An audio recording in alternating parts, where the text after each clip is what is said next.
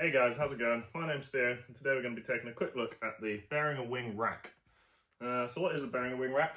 It's effectively the same brain as the full-size desks or the compact, slightly smaller desks, but you know, any of the ones with faders. It's got the same internals, it's just in a different box with different connectors on it. So that means you do get the full 48 channels, 48 stereo channels that is, of processing on the way in, and then 28 buses on the way out to sort of do with as you want. There's a few caveats there, but for the most part you can sort of make it work however you want, which I'll get into that a little bit more a bit later. But to get us going, we're going to just have a quick look at the front of the unit. The first thing that anybody's going to notice is this 10-inch touchscreen here. This is the biggest change for this desk, is that we no longer need to use knobs for everything. We can just touch the screen and change whatever you want through here and access everything yada yada through the screen. So everything this desk can do is possible through here. This is basically the same as the screen that's on the full-size ones, but obviously here we don't have a desk with all the faders in front of it. So to supplement that, they've given us the access buttons down the side so we can get around. Top one says home, press that and it'll take you basically back to the actual home screen here, of which you've either got the fader view or the overview view, which will show you all your gates and compressors and everything that's going on the channels. And then if you go to faders, that's how you'll actually see what's going on these, which allows you to do different things depending on how you're running this. Next down we've got effects. That takes us to our effects rack. We've got a premium effects rack and a standard effects rack. There's 8 of each, and you can put all of the standard effects in the premium effects racks. You just can't put the premium ones in the standard ones. The premium ones are basically all of the reverbs and time-based stuff, and then standard ones you have is basically everything else, including pitch fix and stuff. So there's a lot of really impressive stuff that runs in the standard ones. It's just reverbs and delays and all of your weird shimmery stuff that's going to go into the premium stuff. And then you can also access all of the stuff that's available on the channel through here as well. So you get your EQs and your, okay, I'll take that back. You can access your EQs and your bus chains through these effect slots as well. So next down, meters. That just shows you the meters of everywhere. It's also really useful because it is a quick access as well. So if you press anywhere, it'll take you to that page within the fader home view. So that's really nice. If you see a problem, you can just click on it and you'll be taken to wherever that problem is. Below that you've got routing. This is where you do all of the routing, funnily enough. You've got your actual channels on the desk, your sources and your outputs. That's a whole other video. I'm not going to go into that now, but through here is how you get to all of that. Setup allows you to set up everything on the desk. All of your weird settings that you'd be like, you know, if you want to change anything, it's all in here. And again, I could talk about this for hours, but basically setup is how you get to this. And then you also have a button up here for monitors. This is the one that I always tend to forget where it is when I need to find it. I'll just remember within setup and up there, you've also got your custom control edit, which gets you and allows you to change what's going on over here. Below setup is library. This is all of your internal storage for shows, snaps, snippets, clips, effects and channels.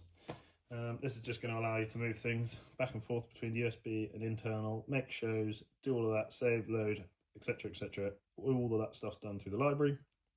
Finally, we have the utility button, which currently does nothing because that will change depending on where you are on the desk. So if we go home and we select something and press utility, this is now our channel copy. And if we're somewhere else, say an effect, same sort of thing. If we press utility, it'll let us copy that to other places within whatever's going on. Copy and paste the pre-effect slot to something else. If we're in, where else do we get a button? Meters, again, lets us change all of the settings for the meters, and that's pretty similar across different things wherever you are. So anytime you see that light up in the light grey, that means that there's something else that you can get to, and that's where it hides extra settings. Quite often that is also accessible from a button on screen, but that depends where you are. Right, so that's the whole left side. So then moving on to the right side, you have a clear solo button, which if you don't know, when you've got something soloed, just press clear solo, and wherever it is in the desk, it will get rid of it. This is useful if you pick your headphones up and something else is still soloed from earlier whilst you want to do something else. You just press that and it will take it back to having nothing soloed. Below that's your main meters. You can assign these to show whatever you want. So if it's a matrix you want these to look at, or one of your 4 main buses, you can choose what they're looking at within setup over here, and surface, I believe. yeah, so main meter, there's your source for it, so you can choose either matrices, your mons, your selected channel, or your mains. Lovely. And then you can change all the settings for how that all works within here as well. Below that is your touch and turn knob. This is going to basically affect anything that you touch on the screen. Now becomes changeable over here. So if you're ever a bit confused when you're using this, say if you want to do something with the EQ, or even better, let's go for the compressor. We've turned the compressor on and we've moved it down, but now we want to change the knee. You touch that, nothing happens, but it does get a little yellow box around it. So it's actually by touching that and then using this knob over here that you can adjust all of these settings down there. So that's touch and turn. Anything you touch that gets surrounded by a yellow box will be adjustable with this knob here.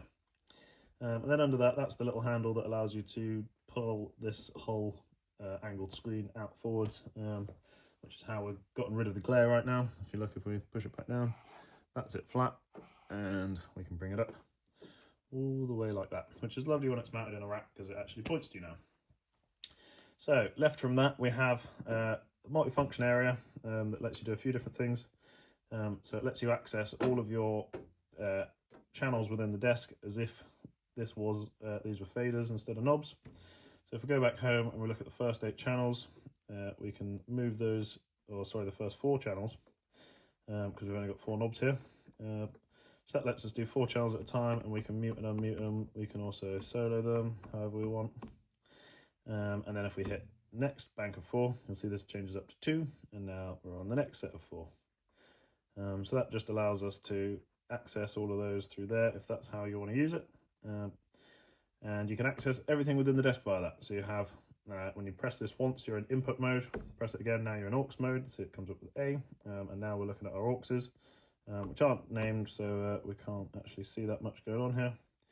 This is our aux inputs. These are not outputs. This is just effectively your last 8 channels that have slightly less processing. And yeah, so that's your auxes. Then if you press this button here, you get into your buses. But again, if we go and look at it over here, we're on our first 4 buses. Page over, next 4 buses, and then if we page over again, we get to our next ones, and then one more time, and we're on the last 4 buses. And then we press that again, we get into mains. Again, if we go to mains, this is going to allow us to adjust everything via these knobs instead of using the screen if you don't want to use that. Very similar over here, we have DCAs and mute groups. So again, you press it once, you're in DCA mode, you've got a D here to tell you that. And you can scroll through all of your 16 DCAs and access them here. Again, we can move those all around. One more time gets you into mute group mode. So here's your 8 mute groups that you have by standard, and they're just on those knobs there. We get a little display up here to show us what's what. And yeah, so that will allow us to nice and easily mute and unmute our mute groups if we need to. Then finally, this 4th button here is custom transport. So when you press it once, you're in custom mode, and you can press view here and assign any of these buttons and these 4 knobs to any function you want. And then you have up to 16 pages of those, so you can put a lot of random things on here. And as you assign them to things, so if we say channel solo on something like that, it then shows us what channel, so channel 3 solo is what that does. And allows us to, yeah, you can set pretty much anything you want to these through here. There's a lot of controls that you can do on these, which is nice when you don't, when this might be deployed in a rack somewhere, so you could have these load specific files for different things and stuff like that, keep it super simple.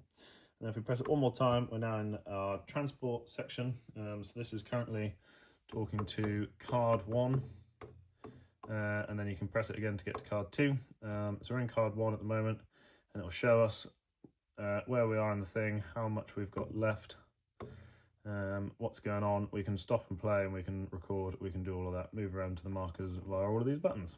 So that's transport, and yeah, that's going to let you control your cards if you want to.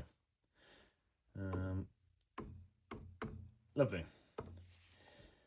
So the last few things that we have here is of course the view button, which is just again taking you to the custom controls there if you want to see what's going on with those. You've got a USB port on the front here. This is going to allow you to plug a USB stick in, put files on and off of it, show files, etc. yeah, take them on, take them off, and also to record to if you use the 2-track or the 4-track USB recorder that's built in. That'll deposit the files directly straight onto there. So finally, we've got the monitor level knob, which is a digital control. As you can see there, it controls the direct level within the monitor section of the desk. And finally, you just have your actual headphone port there, so this is where you'll plug your headphones into. And that is a 1/4 inch, not an 1/8 inch, so you'll need an adapter. And I think that covers the front of the desk. So moving around to the back of the unit, we've got 24 preamps for audio input. These are both XLR and jacks, and of course they are numbered backwards. So 1, 2, 3, 4, 5, 6, 7, 8, and all the way down to 24 over here. When you have inputs, you also need outputs. So we have 8 XLR outputs over here. Again, 1, 2, 3, 4, 5, 6, 7, 8. They're the wrong way around. It's going to confuse you if you don't read the things, just read the things. And then below that, we have the first real L on this desk. So this is the thing that made me almost not buy one of these and think about it for a little while. If you've ever used an X32 rack, you may remember that you've got 8 XLR outs, then you've also got 6 jack outputs that are all mono. On this, instead of that, you've got these 4 stereo outputs, which are for headphones, as you can see by the little logo here. But unfortunately, somebody at Behringer decided to link these to the XLRs. They're not routable separate to these. They only output the same thing as these 2 XLRs, meaning that instead of having a lovely set of 16 outputs here, you've only got 8. You've just got 2 different ways to get to them. Yeah, that's a real shame. I don't know why they've done that. Below the headphone 7 and 8 port over here, we have our 2 GPIO connectors. These are both TRSs, so they have 2 inputs or outputs each. GPIO is general purpose in-out. That's just going to allow you to send sort of basic signals in and out of this to trigger things. So if you want a foot switch to control things within, you plug it in here, or if you wanted to make it so that when you do a certain thing in the desk, it sends a signal to a light to turn on, that can all be done via the GPIO. Next to that, you've got MIDI in and MIDI out. This is going to just allow you to control the desk via MIDI or control other things that are triggered from the desk when you change stuff. That's obviously, there's a lot of capability there. I won't go into that now. So moving along to the bottom section here, which is where all the more spicy connectors are. We start with power in on the left. This is a switch mode IEC. So you plug in an IC here with either 100 to 240 volt power at 50 or 60 hertz, which basically means anywhere in the world. And this thing will figure out what it needs to do and power itself up correctly. So you don't need to worry with any sort of step down or step up transformers if you're going to go to somewhere that has really weird power like America or Mexico, those sort of things. Gives you a switch, so this is your actual on-off for the whole desk here. Lovely. Next to that, we've got 2 RJ45 ports. If you read the label above, control an audio network. So this is going to allow you to control the desk and also access the internal card. So if you have either a Dante card or a Waves card installed internally, these are what connects to that. You can either have them run in primary and secondary mode, or you can just have them in switch mode where they're both effectively the same and it acts like a little mini switch in here. So this is how I control the desk from remote applications like Mixing Station. It's all coming in over here, and it's also doing Dante at the same time. Next to that, you've got USB port. This connects through to the USB interface inside. It's got built-in 48 channel in and out, so bidirectional USB interface. This is also going to allow you, if you put the desk into disk mode, this will allow you to put software updates on and also take files off of the internal storage, depending on how you have that configured. If you want to know more about that, let me know and I'll make a little video on it. Next to that, you've got the 3 AS50 Supermac ports, A, B and C. Again, everything's slightly backwards back here. Each of these, as you probably know, can do what, 48 channels at 48k or 24 at 96. So you do the maths, there's a lot of inputs here that you can do, and obviously you can have these running to all different things, connect other desks together. You can plug these into an X32 and they'll all talk to each other. It's all talking the same thing. Next to that, we've got the new connector. This is Stage Connect. So this is going to allow you to power and send 32 signals in either direction to any stage connect device. So I'm currently using this with the Behringer P24 personal auto mixer system for the drummer because not enough outputs on it. And I'll make another little video about that if you want to see that. Then finally you've got your, well, not finally. Next to Stage Connect, you've got digital audio, AES/EVU. So this is 2-channel in, 2-channel out digital connection here on XLR. And finally, you've got your slot. So this is the card that comes standard with the Wing rack. This is the Wing Live card. Allows you to put 2 SD cards in and record either 64 channels to both of them at the same time or 32 channels each. And they say you can only put 32 gigabyte cards in, but that's a 256. Those are both 256s and they've been working perfectly for me. This is also changeable though, so you can put either a Dante card, a Waves card, MADI cards, all those sort of things. Those will all be available to slot in here to give you additional 64x64 connection to any of those things. So that wraps up the back and actually the entire desk. Both sides just have vents on, the top and bottom are both empty. So we've run out of things to talk about. So that about wraps us up with the Wing rack. If there's anything else you'd like to know, anything I missed or you want to know more about, just leave a comment and I'll get back to you as soon as possible. But otherwise, I will see you on the next one. Peace.